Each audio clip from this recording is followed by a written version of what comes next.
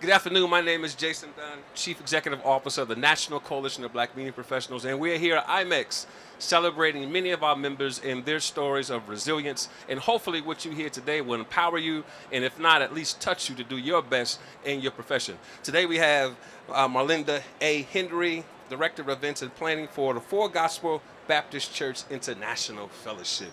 What's happening, Marlinda? How are you, dear? I don't know yet, Jason. That's good. That's how I want you to be, nice and vulnerable. Nope. Yes, I don't indeed. like this. Yes, indeed. You could have called me on the telephone and we could have did this. Yeah, no, we're not. Then they can hear you. Yeah, we could have plugged them It in. won't be public. It has to be public. So Yeah, okay. All right. Oh, and my friends are coming back, Yeah, and look you at- said you yes, were, yeah, and I don't look- like look- this either. Look, so yeah, Welcome. we got to edit all them coming in, right? We good? We're gonna edit them No, in? we're going to Edit keep them? it just like this. Oh, okay. We're We're family. just gonna be black today. All right. All right. So, We're Marlinda, National Coalition of Black we Media are. I Professionals. appreciate that. So Yeah. let's talk about how you got into the industry. They know the story. Okay, hi. Welcome, everybody. Marlinda Henry, Director of Events and Planning for Full Gospel Baptist Church Fellowship. My journey, born and raised Pasadena, California, City of Roses. My dad was a preacher. So born into the family of the preacher, you did events. You did everything from church, from the time the doors of the church opened to the time the doors of the church closed. So if you needed to be baptized, we're organizing the baptism, weddings, funerals, we did it all. So that's my journey. That's how I got into events and planning, always working in the office, doing the envelopes, preparing the programs for Sunday morning. So I've always found myself busy working in the church. So that's how I got started. That's so wonderful. And so you came from, you were there, and then you came from California, and Then got I to Atlanta? moved to Baltimore, Maryland, Okay. to be the executive assistant to Dr. Jamal Bryant. Ah, okay. Yeah, so I moved there. But all the while, my dad was on the Bishop's Council for Full Gospel Baptist Church Fellowship. He was the Western Pacific Regional Bishop. So I was always serving in that role for his for his region as the Director of Events and Planning, doing events there. But when we would go to the international conference, I got the opportunity to serve Elder Mary Ann Williams. Some of you all may know her. I was her assistant, she was the director then. So when she retired in 2010, I got a wonderful phone call from Bishop Paul Morton one day, and he said, "Hey, Elder Mary Ann has retired," and she said, "You're next." Oh, wow. January 2010, and that opened up my door. Wow, wow. And that's when you came over to Full Gospel? And that's when I came over to Full Gospel. And then what was your role initially at Full Gospel? Director of Events and Planning. Oh, so you've always been a director of events and planning? Yes, sir. From Wow. January 2010 Wow. up until today. So have you watched the organization and grow? Yes, and sir. the transitions of power and all that? The transition, Wow. which has been amazing. Yes. We used to be in the Superdome back in the day in 1994 when we first got started. So I've seen it from day one up until now. Wow. Yes, sir. Wow. So, all right, so you've been around power often. I mean, that's what it sounds like, right? You've done a great job because you're currently here and you're still going through your transition of being of your next step. And so, what does that do for you, as far as mentally? I mean, the faith to this jump and to actually, work for power and then kind of carry those secrets and all those things moving forward. I don't like you, Jason. It's okay. Go ahead. It keeps me humble. It reminds me to pray, and I pray daily. I'm in a different seat because growing up in the pastor's household, we hear a lot, we see a lot, and my dad he installed in me so much, but then I also have to place everybody in a different place because I can't carry everybody's burdens because I have my own. But everyone knows I'm a very loyalist person. So I do get dumped a lot of information, but I have to put everybody in their own categories because I do hear a lot of information at all times. So you understand a beneficiary of the power of relationships, Yes, correct? sir. Yes, sir. Yes, indeed.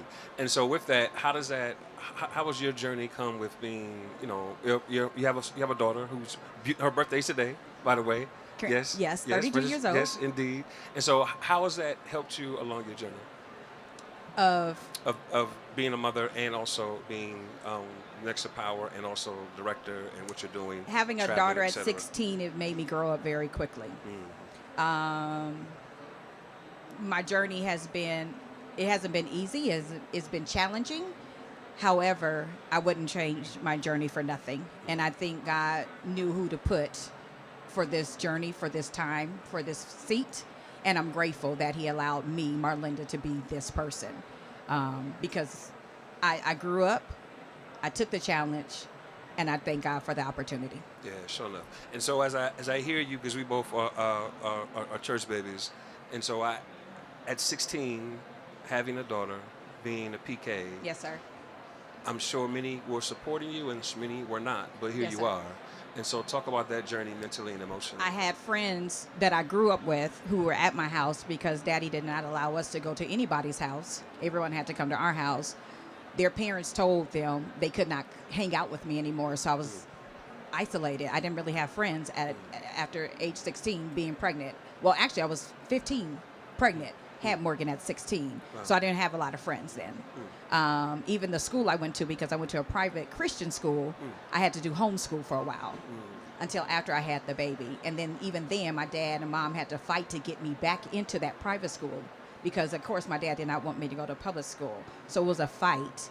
But I saw my parents stand up for me. And my dad told the church one Sunday, I've walked your kids through many trials and tribulations. You guys will not, you said you were going to make me cry. I am. You're going to cry. Go ahead. He said, you will not criticize my child. You will not. I got a tissue or a handkerchief. Stop. Go ahead. You will not talk about my child. You will not criticize her because I've literally been in courtrooms with your kids, talked to your kids, challenged your kids, and counseled them. So you will not do that to my daughter.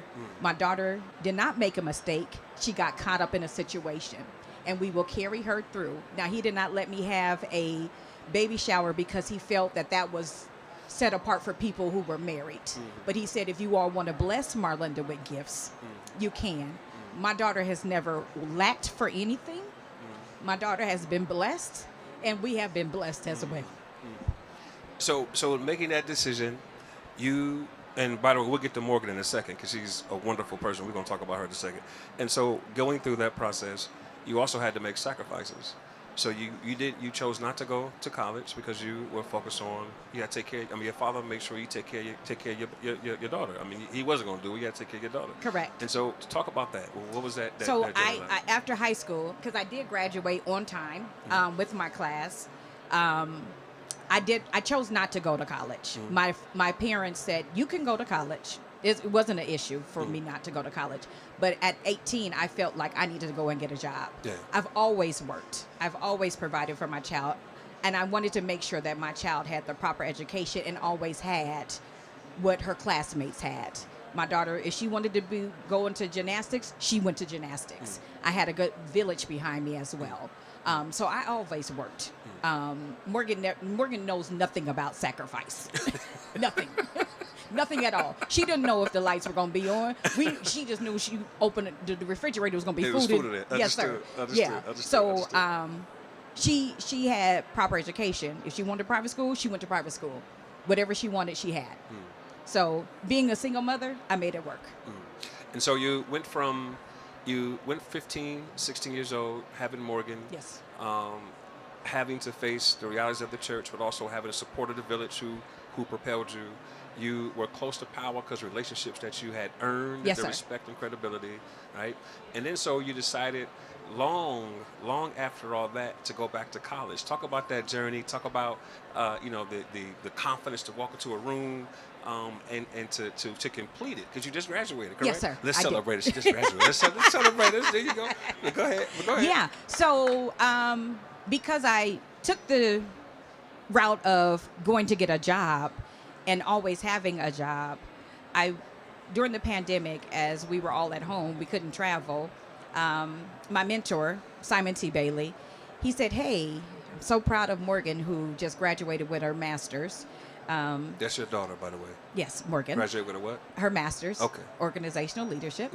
Why don't you go get your education? Because I often felt that I would sit around boardroom tables with general managers, presidents of convention visitor bureaus, city officials, and people would talk about, oh, I went to this school, and I would be like, oh, well, I've been in the industry.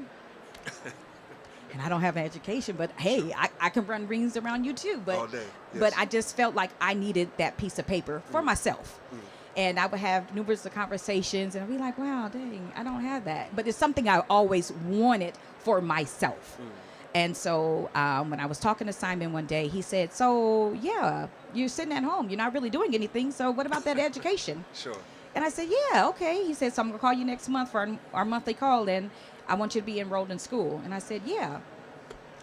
And next month, I actually enrolled. And that first week of school, I cried literally every day of the week because I said, I don't know what I just did. This is crazy. Why would I do this? The second week, I cried. But then in my mind, I was like, wow, I really need to do this. So going to school, I had to take math, history, English, science. I'm doing it all. And I'm like, I don't understand why people are doing this. But I'm thinking at my age, this is crazy. But on the other end, I'm fighting for my life because this is what I have to do, but I want to do it because I need it, but I needed it for myself. And it built me up, but it also taught me things about myself, my learning skills, how to write papers all over again. And it stretched me in a way I didn't know I could be stretched. And literally I would cry every other week. And no one really knew I was in school but my core circle, my immediate family, and that's about it. Because I needed to keep it to myself, just to have that peace of mind, because I didn't want no one to say, oh, you didn't make it, you're doing it. Yeah, I was going to ask you, so did you keep it to yourself because you didn't think you were going to complete it and you didn't want to be embarrassed, or you just... All the above. Yeah. Because I just felt like I needed to be quiet for a little while. It was 4 years of me being quiet. And then 2 years into my program, my daughter said, Mommy, I am going to enroll myself back in school so that you won't be alone and we can do something together and I can coach you along. Because, Jason, when I say I was struggling, I was on the struggle bus. However, every time I had a quiz, which was every week, if I missed one, I was depressed for a day because I had to make sure that I was getting an A on everything.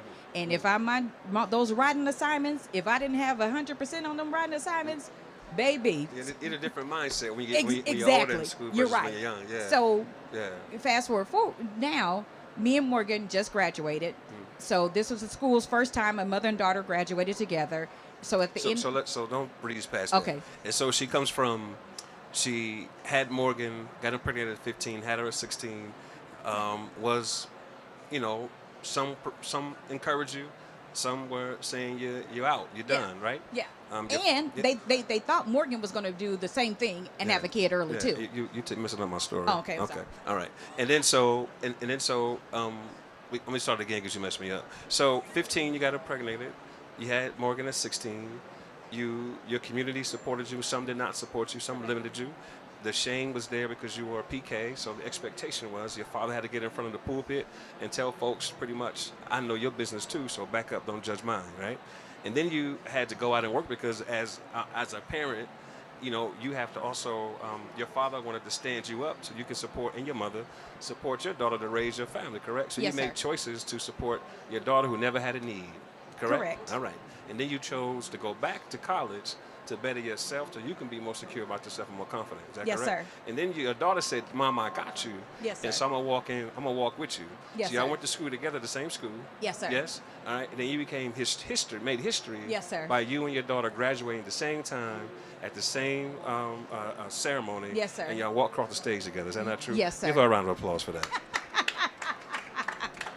So how do you apply all of that and the power of relationships to your current role, right? And then how has that helped you as it goes to this current climate of politics and how the church is losing kind of hope for some folks, and some folks are inspired by it, but some of our generations are not. And so how does this play into So to your growth? it has inspired so many people just by the story. I was just talking to someone down in Birmingham who was so inspired by the story. Like, she's literally crying, and I'm like, don't cry, because I'm crying with you. And she was telling me about another story about a lady who was 78 years old who just went back to school. Oh, I thought you said something else. She had a baby. I said, what? 78 years had a baby? Jason, I thought you were going there. Like, what are you talking about? But my story has inspired so many people to even take the journey to go back to school. And Indeed. The crazier part is people always thought, I thought you had an education. Well, you do have education. Just not. No, the paper. Correct. But when I tell you that nothing else sits on my nightstand but that sheet of paper, that diploma is the only thing. When I wake up every morning, I look at that diploma. Yeah. Because that thing has inspired me and it's woken something up inside of me. And there's a new thing that I do. It's called the power of no. Because I don't have to bow down to anything anymore. And it's like it's woken up, Marlinda. And I know I'm 48 and I got some more goals inside of me. And the relationships that I thought that I had 4 years ago, I don't have them anymore, because people now say, oh, wow, you've changed so much since you got your degree. How have I changed? And these are people in the faith community that I've held your secrets. And you think I'm changing, but it's okay, because it's come with maturity. And I'm sorry that you think it's taken me 4 years to get here, but it has taken me 4 years to get here. But it's shaped me into this new person, and I like the new me. So I hear that your faith has grounded you. Yes. Your perseverance through your faith has allowed you to propel. Yes. Your relationships and seeing and your discernment around folks who really care for you and keeping them close has also aided in your progression. And currently you're doing what you love. Is that what I hear you saying? I love what I do. That's what I'm talking about. Let's get it from Marlinda Henry, guys. So, again, how can they follow you and support you right quick? All things Marlinda Henry. All right. On social media. It's just Marlinda Henry. I thought that was like a ministry you're about to say, but go ahead. All things MarlindaHenry.com. I'm sorry. Go ahead. What's your LinkedIn? What is it? Marlinda Henry. And what is your Instagram? Marlinda Henry. And what's your Facebook? Marlinda Henry. All right. There we go. No, all right, we're not going to do that. no questions from the audience. So you going to have a question for me? You have a question? Oh, this is a podcast. But go ahead. I'm messing with you. Go ahead.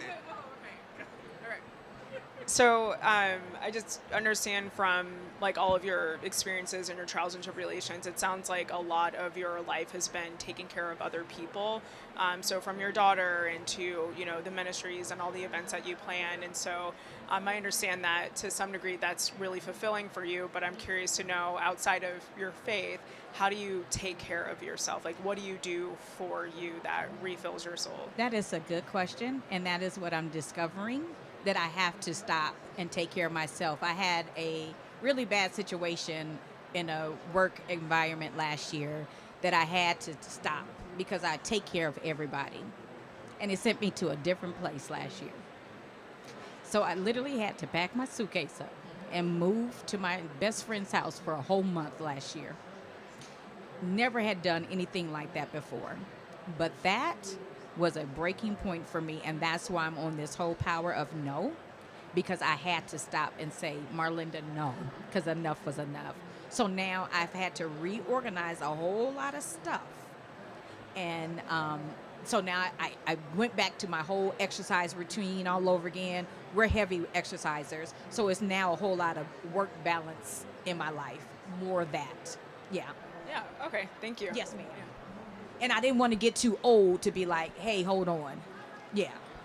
Well, that concludes our very special session with Marlinda Henry. If you are not a member of the National Coalition of Black Media Professionals, then what do you want? If you're not a member of the National Coalition of Black Media Professionals, because I can say this. Go ahead. Because, I am the immediate past chairwoman of the National Coalition of Black. She sure is. Go ahead, Jason. No, go ahead. No, you're good. No. All right. You can go to the website, NCBMP.com. We do have dual memberships with MPI, PCMA, and a pending one with ASAE, but by the time this airs, we will have it completed.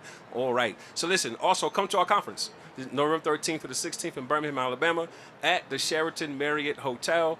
Go to NCBMP.com, NCBMP.com, NCBMP.com to become a member and to register for our conference. Thank you so much. We'll see you at the next edition at IMEX, National Coalition of Black Media Professionals, Profiles of Resilience. Thank you so much.